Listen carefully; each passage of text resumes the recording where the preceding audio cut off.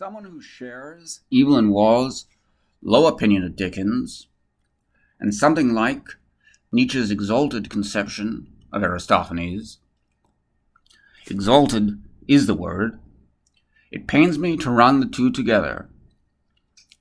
But a tale of two barbarians seemed a phrase just waiting to be used. And phrases, like women, often do not wait for long.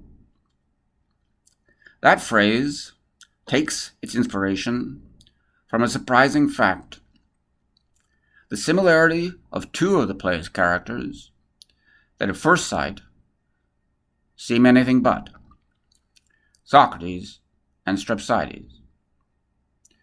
These two characters are our barbarians, and their similarity consists precisely in their common lack of what they, as barbarians, cannot have: civic virtue and practical wisdom.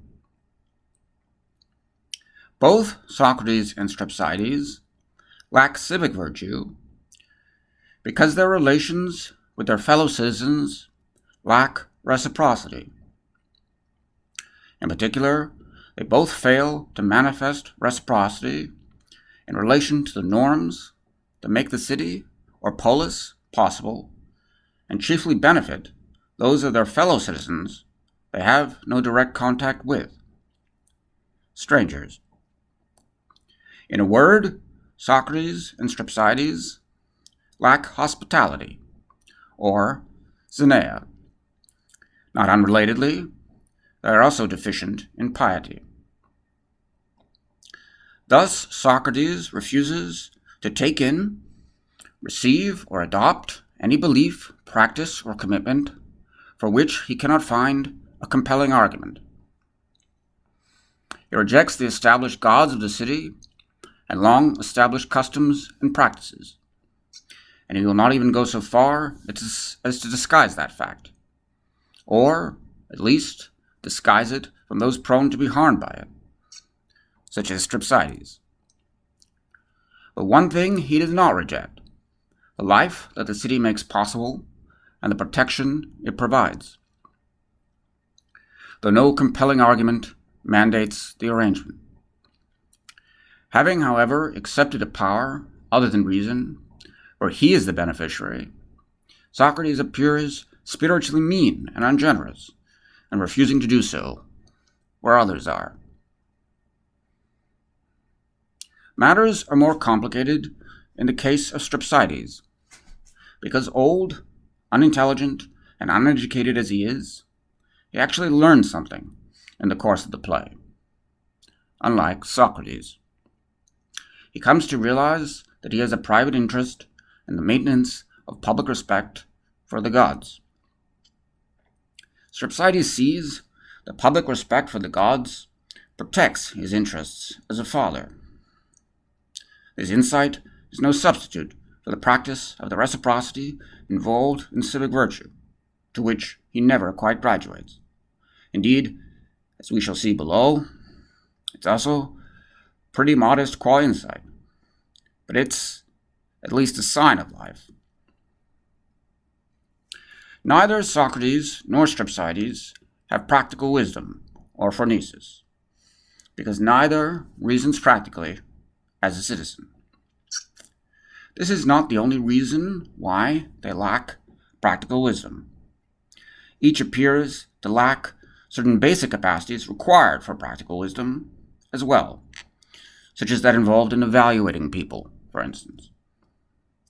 But it is the most salient in the context of the play. One who reasons practically as a citizen both understands all the relevant particular goods that can feature in human life, and his own good as a whole in relation to the good of the city. As a consequence, such a one will do in the pursuit of his own individual happiness or eudaimonia what others would do only out of fear of punishment or belief in binding duty.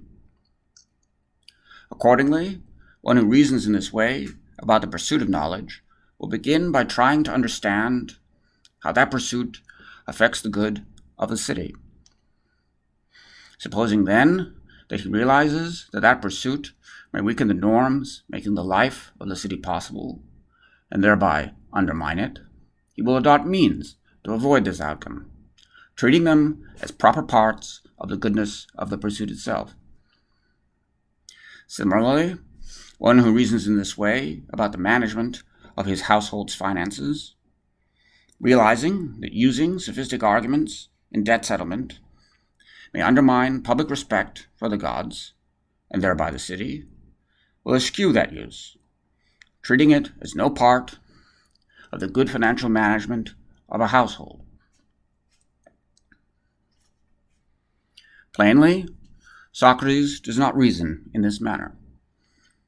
And while Strepsiades does not either, he comes closer, for he, at least, grasps the connections between certain particular goods and a specific state of affairs that forms part of the good of the city. Public respect for the gods. The achievement, however, is very partial. To begin with, he does not reach the point of relating those particular goods to the good of the city as a whole. If he had, he probably would not have employed an act of vigilantism as his chosen means of furthering that good. In addition, despite grasping the connection between his interests as a father and public respect for the gods, Strepsiades fails to integrate the latter into the former itself. That is, he does not see upholding public respect for the gods as part of being a good father. Why? Probably because he thinks of being a good father as a position giving him interests, and the deferential treatment of fathers, for one, not as a role the proper performance of which forms part of his own good. In other words, he fails to achieve the necessary integration of his own and the city's good, because he does not know how to think about his own good in the first place.